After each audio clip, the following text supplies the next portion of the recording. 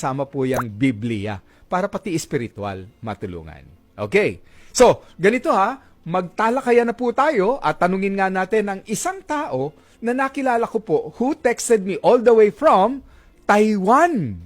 At siya po ay mismong nagkaroon daw ng magandang resulta sa kanyang pangangatawan. Panauhin, pero gusto ko, bago tayo magkaroon ng break, makausap muna natin ang kasamahan natin mula sa Taiwan. Isa po siyang manggagawa. Healthcare worker nga ba? Makakausap natin. Hello there. Rowena, ikaw ba yan? Yes, Doc. Ako to. Rowena, ano ang spelling ng, ano ang pronunciation ng iyong apelyido?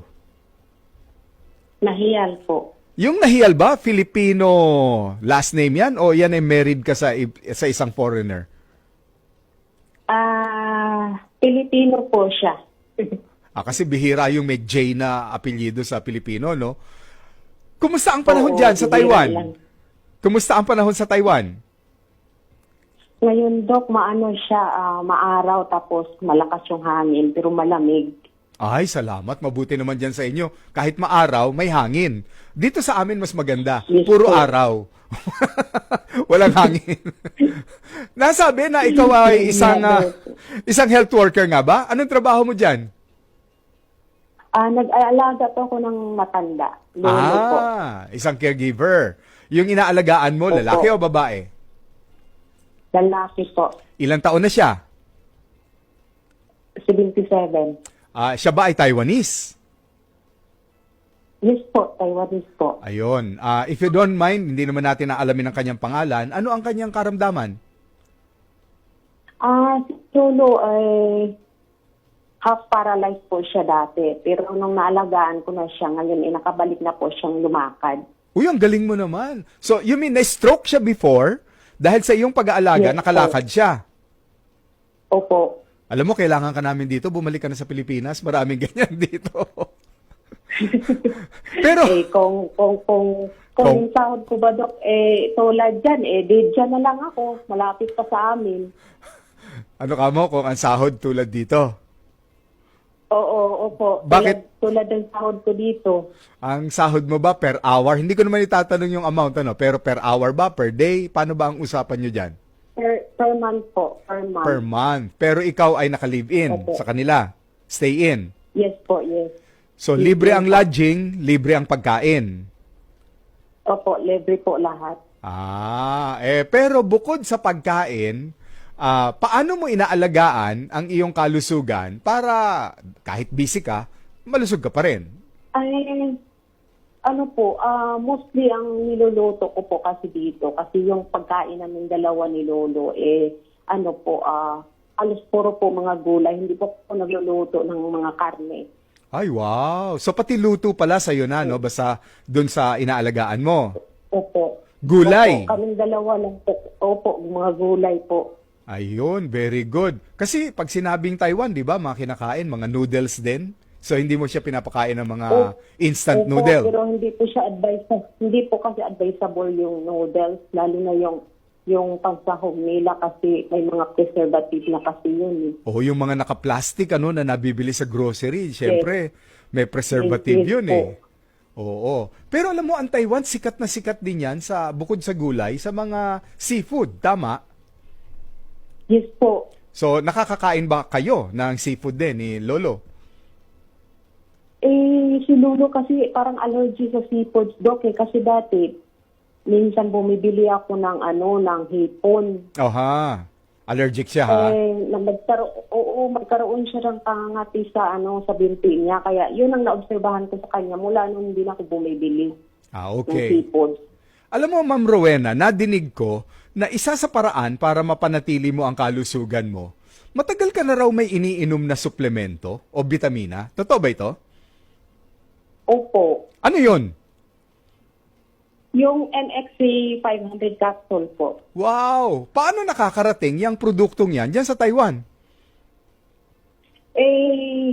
Nung nag-search po ako ng mga health tips sa YouTube po, nakita po kita. Kaya pinapanood ko po yung mga health tips na vlogs. Oh, okay. And then, Pinapadala ba sa iyo yon o Iplikit. binibili mo? Yes po.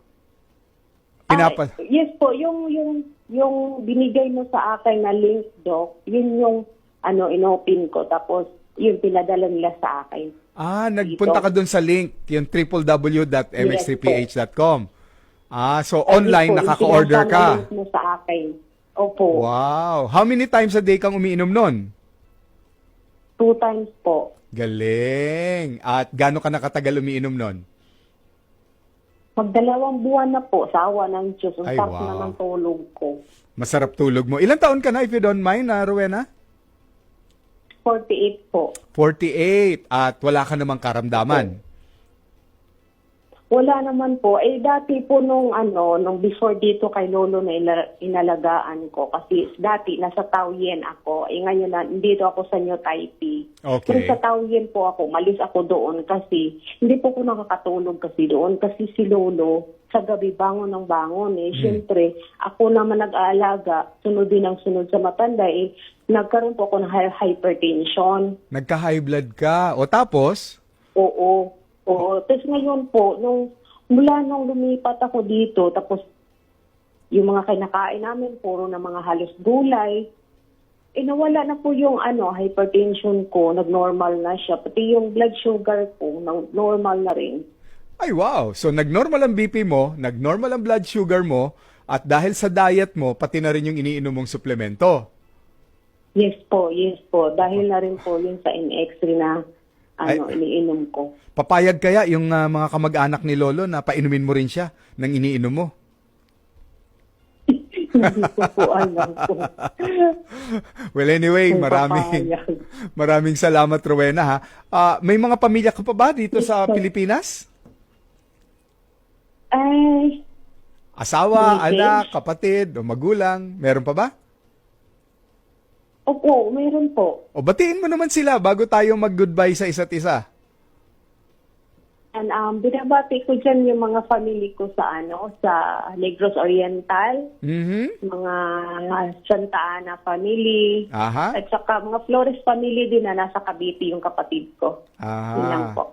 Yun lang ba ang babatiin mo? Wala ka namang mahal sa buhay na babatiin? Ay, wala po. Wala kasi dyan. Wala dito. O sige, Rowena, ganito na lang. Bago tayo magpaalam, bigyan mo ng payo yung mga tulad mo na OFW na kung gusto nila mapanatili ang lakas at kalusugan nila, huwag silang matakot o mag-atubili na mag-inom ng suplemento kasama ng magandang diet gaya ng ginagawa mo. Ay, oo nga po. Yun pala yung mga kapwa ko na OFW na makakarinig sa live na to, gumamit na kayo ng NX3 500 capsule. Napakaganda po. Tulad na yung hindi Kakaganda. nakakatulog sa gabi dahil sa pag-aalaga natin. Maganda po yung NX3 capsule po na iinumin. Tsaka kasamahan na rin ng healthy diet. Ayun. Sige nga, magpaalam ka sa akin ng bye-bye and thank you in Taiwanese. Bye-bye, Shishini. Sheshe. Isan. Okay. Shishie, bye-bye. Bye-bye. Sheshe. Maraming salamat po. Bye-bye. Justin.